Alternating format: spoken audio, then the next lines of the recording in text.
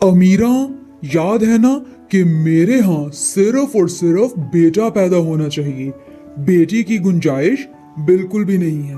और हाँ, अगर मालकन ने बेटी को पैदा किया तो मैं उस लड़की को उठाकर घर से बाहर फेंक दूंगा। इस महल में उसकी कोई जगह नहीं होगी, याद रखना।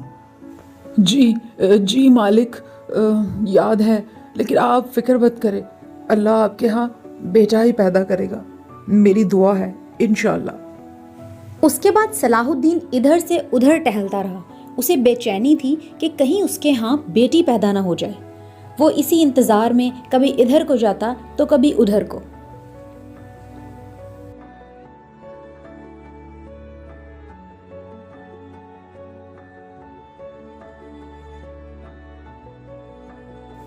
मालिक, वो रानी मालकन के यहाँ बेटी पैदा हुई है, लेकिन आप एक दफ़ा इसे देखें, ये इतनी प्यारी है कि इसे देखते ही प्यार आता है।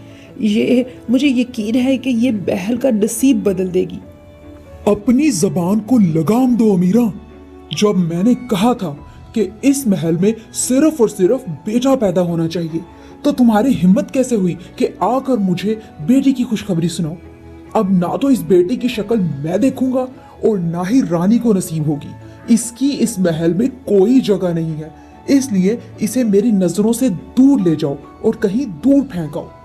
दोबारा मुझे कभी इसकी शक्ल नजर ना आए।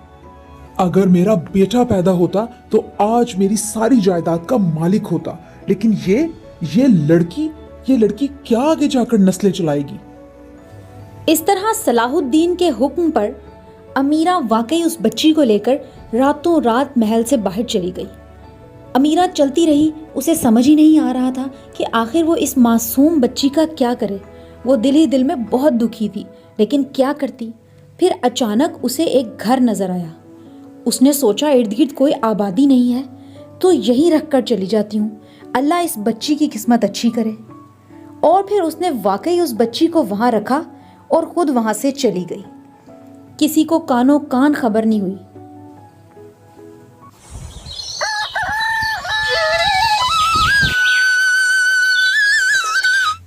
अरे बाप रे, ये इस बच्ची को यहाँ पर कौन रख कर चला गया? ये मेरे घर के सामने क्या कर रही है? अरे सादिया, तू कहीं फंस ना जाए। लगता है तुझे इस बच्ची को संभालना पड़ेगा, पता नहीं किसकी बच्ची है। और फिर सादिया उसे उठाकर अपने घर के अंदर ले गई। या अल्लाह, तूने मेरे साथ ऐसा क्यों किया? बताओ या अल्लाह। पहले तो मुझे औलाद नहीं दी, और अगर दी बेटी, वो भी मुर्दा। मैं तो उसकी शक्ल भी देख नहीं पाई। पता नहीं मुझे कभी सुकून आएगा भी या नहीं। तूने मेरे साथ बहुत नाइंसाफी की है। काश तो मुझे औलाद दे देता, सही सलामत जिंदा आज मेरे पास होती। मालिक, मुझसे मालकिन की हालत देखी नहीं जाती। इतने साल मैंने उनके साथ गुजारे हैं, उनका ये अंदर तक उनको खाता हुआ गम मुझसे देखा नहीं जाता। वो परेशान हाल हैं, बीमार रहती हैं, और मैं इस तरह झूठ नहीं बोल सकती।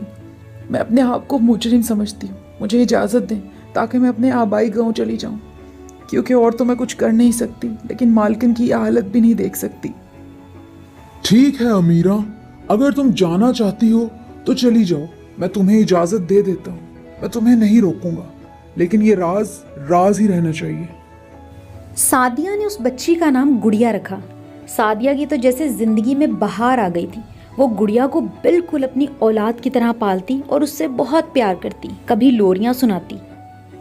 मेरी मुनिया रानी बने, महलों का राजा मिले, देखे खुशियों के मेले, हाँ, दर्द कभी ना झेले, लेके गोद में सुलाऊं, गाऊं रात भर गाऊं मैं लोरी लोरी लोरी लोरी लोरी लोरी लोरी। इस वाक़ये को काफ़ी साल गुजर चुके थे, लेकिन मालकन आहिस्ता आहिस्ता बिस्तर को ही लगती चली गई और बीमार रहने लगी। दूसरी तरफ अब सलाहुद्दीन बहुत पछताने लगा। महल खाली हो गया था, अमीरा भी जा चुकी थी और भी कुछ मुलाजिम चले गए थे और मालिकन वैसे ही बीमार रहती थी। सलाहुद्दीन को पूरा महल काट खाने को दौड़ता था। वो सोचता था कि अगर उसकी बेटी होती तो आज कलकारियाँ भरती पूरे घर में फिर रही होती, आज मालिकन भी ठीक होती और महल में खुशियों का राज होता। आज वो बहुत ज़्यादा पछता रहा था कि काश उसने ऐसा ना किया होता। माँ, तुम्हें क्या हो गया है माँ? अचानक से क्यों इतना बीमार पड़ गई हो? माँ ठीक हो जाओ ना, मैं तुम्हारे बगैर नहीं रह सकती। और पता है खाना भी ख़त्म हो गया है, मेरे पास दवाइयों के भी पैसे नहीं हैं।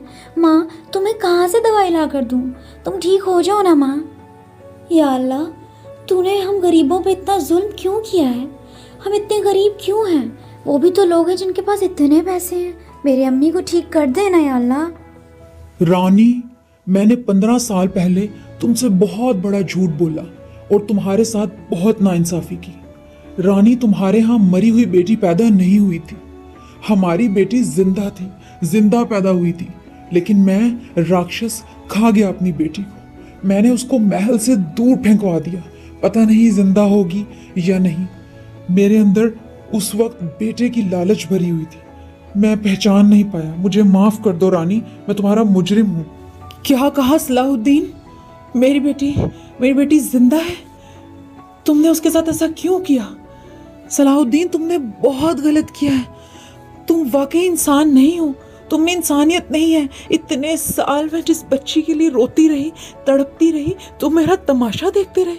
सलाहुद्दीन, अगर मेरी बेटी को आज तुमने मुझे वापस ना ला कर दिया तो मैं तुम्हें माफ नहीं करूंगी।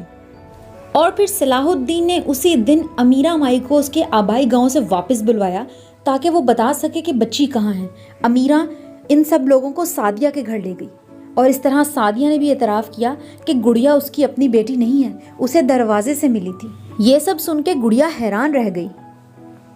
गुड़िया बेटा, तुम हमारी बेटी हो, मेरी और रानी की।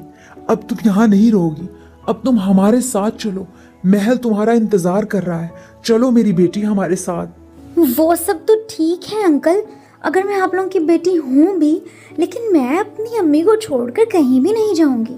मैं जहाँ जाऊँगी मेरी अम्मी मेरे साथ ही जाएंगी, क्योंकि यही मेरी अम्मी है, मुझे इनके साथ ही रहना है। और फिर इस तरह सलाहुद्दीन गुड़िया और सादिया को लेकर वापस महल आ गया। अब वो हमेशा हमेशा इकट्ठे रहने लगे। महल की रौनकें वापस आ गई थी। अमीरा माई भी वापस आकर महल में काम करने लगी थी, क्योंकि अब वो भी शर्मिंदा नहीं थी और महल में हर तरफ बस रौनक ही रौनक थी।